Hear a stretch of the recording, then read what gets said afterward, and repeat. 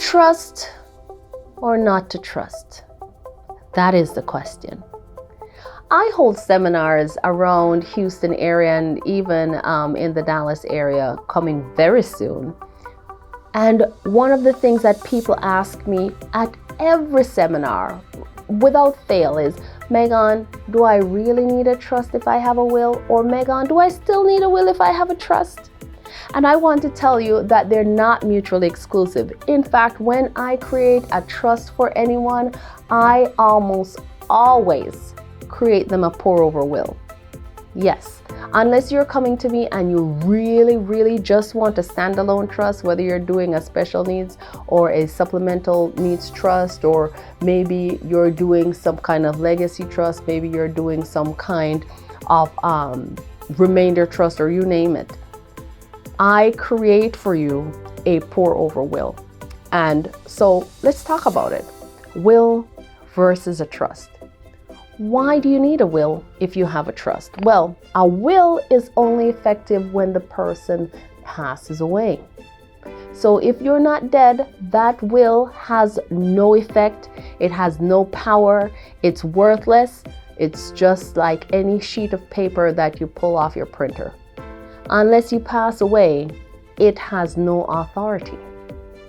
As opposed to a trust. If you create a trust, the moment you sign the ink on that page, the trust springs to life. It's a new person. It can buy property. It can hold property. It can sell property. It can do whatever the trust instrument says. And that's the real particular difference between a will and a trust. A trust is a living document. It's a living, I love to call it a living avatar. And I think that's why some people call it, oh, this is my living trust. It's an actual living document, buying, selling, borrowing, owning stuff just like you and I can. A will, on the other hand, as I said, is only effective when you pass away. And so a trust, you can live with a trust. The trust can hold your property, it can buy your property. You as a trustee can sell, mortgage your house, everything. It's a document that lives with you.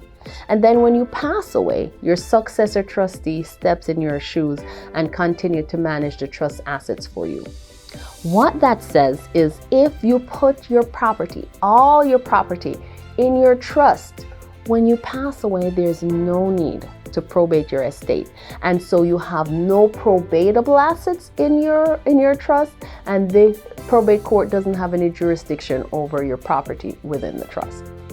As opposed to a will, you only have power as the executor when the judge accepts the will to probate and gives you an order, and you pay, and you do that oath, pay that bond if you need to, and get your letters testamentary. So you're talking about a trust that gives you day one authority versus a will that gives you authority 3+ months down the road. You tell me, do you want to have authority day one without spending a dime? Or do you want to have it 3-6 months down the road after spending thousands of dollars to probate that will? Or in some situations, there's no will at all. And therefore, there you go. Which one is the right one? I think there is a combination of two. You have your trust, you fund your trust, then you have that pour over will, which will only need to be probated if you didn't get to put something in your trust, or you got something after the trust was created, but that thing was never placed inside your trust. And therein lies the situation. Let's bury it. Let's bury that myth. There's no choice between a trust and a will. They come together. But if you should choose one and you absolutely can't have the other, I like to see that trust that's properly funded. But many people die every day with just a will. That will need to be probated at the probate court so that your executor can gather the assets and distribute it as your will says. I hope that answers your question.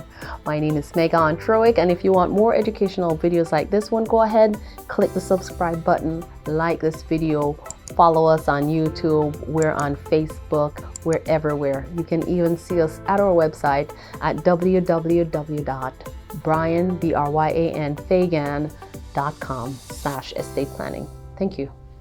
Hello, thank you for watching our video. And because you made it to the end of that video, we're offering you our new estate planning handbook.